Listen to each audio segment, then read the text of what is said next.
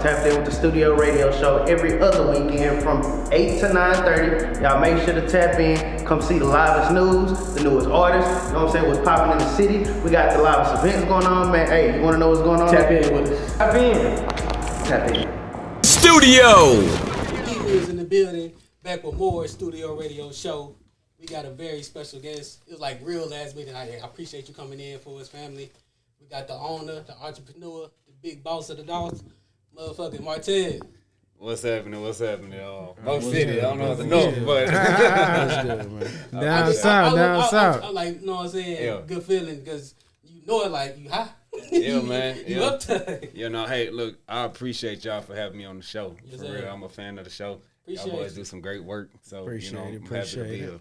Yes, sir. So Good start, feeling. Good We're feeling. going to just get into your business. Man, let's get into it, man. So look, the first thing for me was really changing my mindset around cannabis, right? Yeah. So when I got into this space, most people, I remember when I got in 2018, most people was looking at me like, oh yeah, he's selling hemp, he's selling CBD. That ain't real, that ain't gas, that ain't weed. What he selling? Yeah. But they don't understand I'm selling plant-based medicine, right? Because everybody been looking at cannabis like it's just to get high. Yeah. But I got real customers, real people living real reviews online who buy my products, who help with anxiety, who help with depression, who help with pain, who help with sleep, right? So this, when we start to change our mindset around how we see cannabis and the paradigm around it, then we start opening up our mindset. Now, I used to get high. I still smoke weed. You know what I'm saying? I ain't like we don't do anything that's marijuana, but in Texas we only do hemp. Now, I grow everything in Colorado. So in Colorado and other places that everything goes illegal, we got processes where we can do that. But we had one of the first legalized licenses in the state of Texas, in Houston, to be able to sell products. That's big. How was that process? You know what? The process is amazing, actually. It's not that hard. It's $300. Anybody can go get their own license to be able to sell hemp products. Now, you got to have an LLC. You also need to have a place of business so that they can put your license to your place of business. EIN. Okay. Yeah, your EIN in your place of business, just the address. That's it. Gotcha. And you can have your own hemp license. Now, you got to apply for it, but it's not that hard, you know? So more people can do it. I actually help people do it, too. So we do brand lunches. One of the things that's been unique about us, me and my business partner, Ian Terry, he's out of Colorado. He works with the Colorado Governor's Office.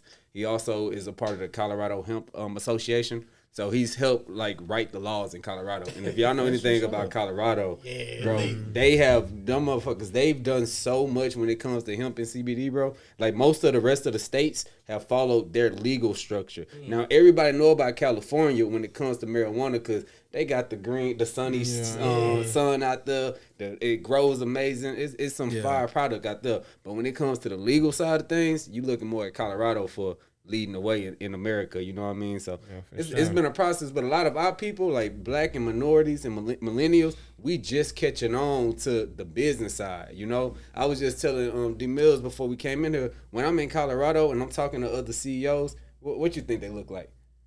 Yeah, they look like they're white, 50 to 60 years old. They look like your homie that you'll see fishing with a Subway sandwich. You know what I'm saying? Just chilling. Like real talk. That's what the average person who's a CEO who owns the company, not the person who you see out there promoting the company, but the actual owner. That's when you look at me. That's what you're looking at, right? So you're looking at brothers that are same age who own this, not just like promoting it for somebody else. So it's big, you know, and for me it's all about building. It's enough space for all of us to be able to get in here, so we gotta push everybody up and make it happen. To piggyback off of it, I'm gonna let you go. To piggyback off this, it's with radio, with podcasts, with all this, it's enough space for everybody to eat. And that's what's beautiful about what you doing. You showing little black kids you don't need to just hope, you don't need to just do whatever. It's alternative routes you can take to make money. And I gotta speak on that too because, you know, coming up, bro, I didn't have a lot, right? Exactly. Like I got raised from. I always say I grew up from child support and food stamps. Real talk, because it was me and my mama. My mom was disabled. That's what actually got me into hemp. Just so everybody know. So in 2018, my senior year, right when I got ready to graduate college, I was a captain of our football team. I went to Trinity University after playing ball at Hightower. And so I'm up there playing ball, bro. This is my senior year. I'm ready to go. I'm balling. I'm all conference. You know what I'm saying? I wouldn't probably go into the league, but I probably could have tried to do some Canadian ball or something, right? Yeah. Bro, 5 days before I report to camp, bro, I get a call. I'm in Houston. I get a call. The lady said, "Come here, Martel, quick, come here. Your mama dead." I say, what? She said, your mama died. I say, what? So I pull up and I see her, and she was lifeless on the floor. Now, my mom had ALS. So y'all remember when everybody was doing the ice bucket challenge, right? And they was throwing the ice bucket. So that disease is what my mother had. That's what they was actually doing that for. And she passed from it in 2018, right? But the blessing and the lesson in it was I seen a woman from 4th grade all the way to my senior year of college go through pain. And we had doctors said there was nothing we can do. Medicine said there was nothing we can do. I researched CBD and cannabis and understood that this connects to our endocannabinoid system, right? On the scientific level, we all have a CB1 and a CB2 receptor. Those two receptors is what helps with pain management, helps with appetite, helps with sleep. That's why cannabis helps when you smoke weed or CBD. You're like, man, I'm sleepy or I'm hungry. Those are the receptors actually happening to activate in our bodies, right? So I looked at my mom pain and said, dang, if I would have been able to give anybody else, mother or anybody else, family member who went through this type of pain that I seen eye to eye into my community, then I can really do this. So it wasn't just about the money. It was really about, it was a why behind it. You found a purpose. I found a purpose. I feel you. Because like you said, Good Feeling Hemp, like most CBDs, you can put it for your joints. You can use this, they got cream. They got the gummies for you. So yeah, I know it's like really a lot of alternate ways. Yes, sir. What did you want to hit on, Trey? No, definitely, but no. So I just wanted to hit on the fact that you talked about building, right? Yeah. So how important is it for somebody to get that LLC or get that business structure so they can expand and, like you said, get those licenses? Yes, sir. That's a terrific question, and it's very important. So what people don't understand is even if you're not making money out the gate, when you start to get your business structure set up, you can actually start to build business credit, right? And so when you start to build this level of business credit by being able to get things, one of the easiest ways to build business credit, there's certain websites online where you can go and buy like pencils, buy like pens, buy little bitty things. They'll give anybody an account. Do it for 3 months, 6 months. Now, everything that's good, nothing happens overnight, right? So you got to stay consistent. Yeah. But you do it for 3-6 months, your credit start to come up. Now, even if you got bad personal credit, right? Your personal credit could be whatever, 550, 600. You ain't got good personal credit. If that's the case, you build your business credit up, it can get to a point where it don't even matter about your personal credit, right? And it's so powerful, that question you asked, because on Monday, I'm actually doing an interview with a guy named Coach DeMont. So I'm a host of Black Wall Street online. So we got blackwall.street. We got like 822,000 followers. We trying to get to 1 million. So everybody who's listening, go follow right now. Blackwall.st. But on Monday, I'm interviewing a guy named Coach DeMont, right? Okay. I just met him, a brilliant brother, and he talks about buying a wheel, not a wheel, a trust. Yeah. So he talks about a private trust, though. So how you can set up your business structure. So all of us in here, brothers, sisters, everybody, we should all have a business trust or a private trust that then our LLCs and our C corporations go into. If anything happens to any of us, they cannot take any of our property. They can't take anything. They can't sue us because you own nothing. Your trust owns everything, and it's nothing they can take from that. And if you do it on a private level, it's a lot cheaper. You don't have to pay $10,000, $20,000, $30,000 to a lawyer to get a public trust. You can do a private trust, which is what we're talking about on Monday on Black Wall Street. As you can do a private trust and be live with it. You know what I'm saying? Yeah. So it's real important. And I also want to touch on the fact that there's also something called a private LLC where you can go get that as well, and it's not attached. Well, it's attached to you, but you wouldn't be able to go look it up and see, oh, this person owns it, or Martel owns it or whatnot. Yes, sir. Maybe more so, this LLC is just owned by this business. Yes, sir. And that's a great point too, because sometimes when everybody's new to getting LLCs, it's $300 to get your LLC. You can do it online. It's not that expensive, right? When you think about what you're doing now. For certain people, I'm not gonna lie. Especially the fact that it can block off you being sued for everything you own. Yes, sir. $300 to secure everything you own is an investment. It's an investment. That's it. And you gotta invest in yourself. Like, trust me, don't cheat yourself. You want to treat yourself, and the best way to treat yourself is to have delayed gratification. What delayed gratification mean is most of us, we want instant gratification. We want to do something right now and get the reward, but the real rewards come on the back end, right? So it's like, for instance, for everybody who's an artist, it's like the type of people who will tell you, don't take a big advance advance up front because that big advance means that they can put you in the 360 deal, or that mean that they can take everything on the back end. You say, no, I'm going to grind it out. It's going to be a little hard, but on the back end, that's where the real wealth is. That's a gem. So make sure y'all have that delayed gratification for sure. But I forgot you said something that we were going to.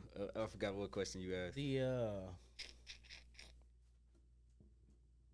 Man, it's like I was following what you were saying. I mean, just for me, when I see y'all three brothers, bro, y'all talk about your entrepreneurship, it really motivates me to keep going, bro, keep pushing. Cause like, bro, y'all boys really killing the game.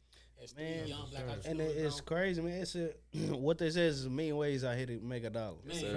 That's a million ways out here. You don't have to find one way to make $1 million. Real quick, I want you to tell a story that you just told me outside that you've been had this like in your mindset from the 4th grade. Oh man, okay. So when I was in elementary, my boy was thinking about big hemp in the 4th grade. Business distribution for sure. So when I was in 4th grade, I went to Hunters Glen Elementary in Mo City. Shout out to the Mo. So straight from the Mo. Matter of fact, we was the last class to graduate out of the old Mo City. Yeah, that's how Mo City we is. But in 4th grade, the principal called my mama. So I'm coming to the principal office. I see my mama sitting there. And I'm like, shit. Like what going on? She say, Miss Matthews, I've been getting calls from parents. This one young lady said she came home with $7. And her mom was like, where's she getting the money from? Now, y'all know when we in elementary, y'all mamas don't necessarily give you a lot of money, right? Yeah. So all right, so boom. So I'm in the principal office. She said, so why am I here? Because some kid has some money. She said, well, after we did some investigation, the parent found out that Martel had her selling candy and chips, and he was paying her 50% of whatever he sold, and so that's how she was getting money. So what I would do is I would go to the Family Dollar right off of 2234 by the Dairy Queen in the little Shipley's. I would go there. I would buy like the Airhead. Y'all know the Airheads, the little ones that's 25 cents, and I was selling for 50. And now I buy the chips that was 50 cents, and I was selling for $1. So if I had like a girl, like I had one person in 4th grade, one person in 3rd grade, and one in 5th. So that way I was hitting all grades. I got in trouble because of the girl in 4th grade, which was my grade. She was selling I gave her a whole bunch of Airheads. She sold like 8 of them, right? So she brought me back like what was they? They was 50 cents each. So that was 1, 2. She brought me back $4. So we brought me back $4. I gave her back 2.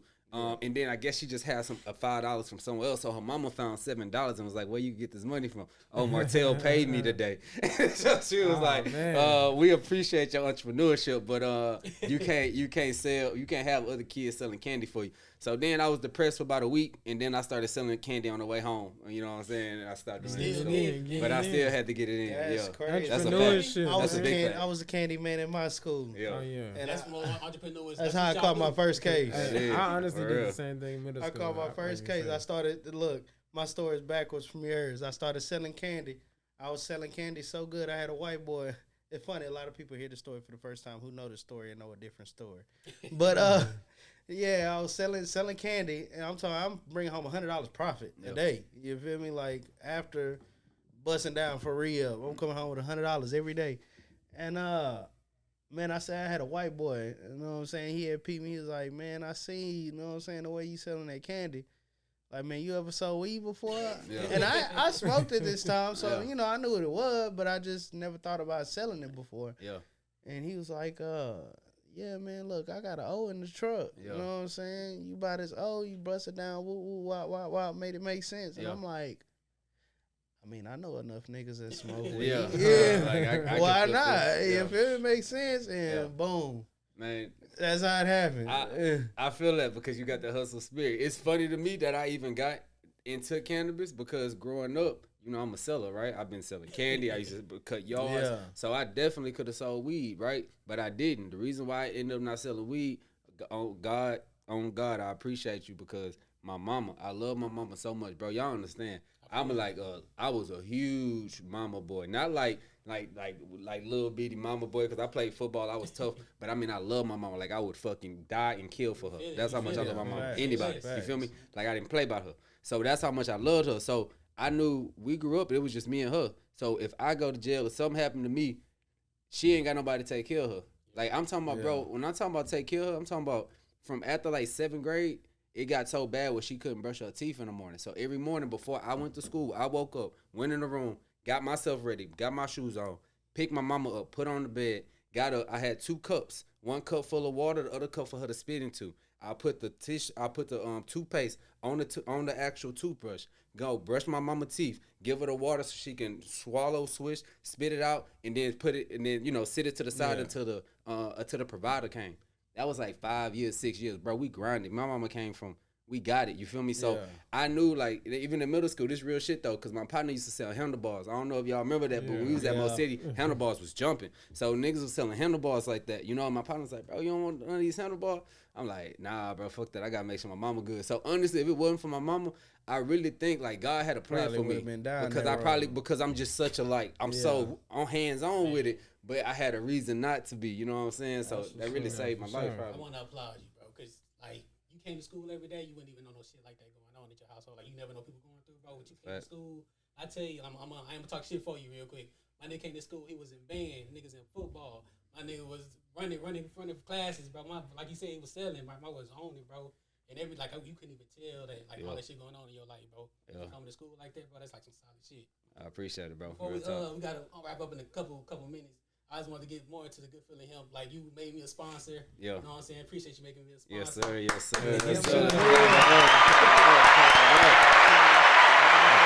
Yeah. You know what I'm saying? I got a 10% discount. It's Meals 10. You go in there, you can get your 10% discount. Yep. And you got gummies. They got the CBD. He got the grass for you. Whatever you want, he got the hemp joint for your joints. Yep. Whatever you need. And we ship to all 50 states. And they deliver. We deliver to you. We ship it to you. Straight to your door. And like you said, make sure you use his discount code MILLS MILLZ10 to get 10% off. And it's at goodfeelinghemp.com. I'm telling you, you're not gonna regret it. You're gonna thank yourself for checking out our website. I'm off. Big facts. Yeah, sleep. Yes, sir. For sure. Yeah, but I also want to just tap into, you as a person. So what's the best way to contact you, if somebody wants to reach out? Yeah, most definitely. So the best way to hit me up is probably on Instagram because I'm always checking my DMs.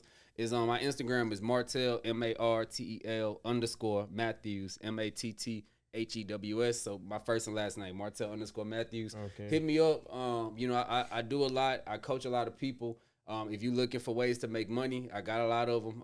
I got some businesses that's launching.